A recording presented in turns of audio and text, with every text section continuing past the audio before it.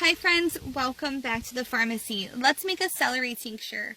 This is an incredible tincture for anyone who is struggling with indigestion issues, water retention, bloating, things of that nature, but it's also incredible for cold and flu season.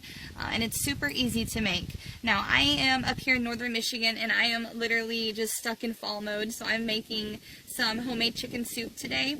So I have some celery out here, and I'm going to use the portions that I don't typically put in the soup to make a tincture from.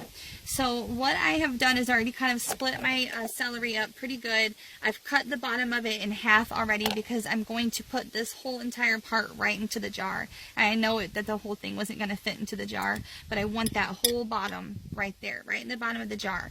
And then I'm going to go through and just cut off the top portions of all this celery, just like that, and then the remaining bottom, and we'll just put however much we can into this jar. Now you can make as much or as little of these tinctures typically as you would like to make. It's up to you.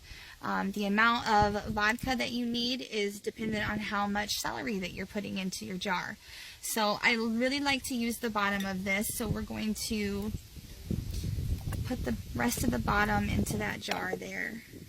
And then I am going to take a couple of these tops, leaves and everything, and chop them right up and just push them right into here. So that is fairly full at this point. Now I'm going to push down pretty good on this one and leave a little bit of a gap at the top. Now the reason being is we're using fresh celery here, and celery has a lot of water in it, and so a lot of that water is going to come out into the vodka, and we don't want this to get diluted too much.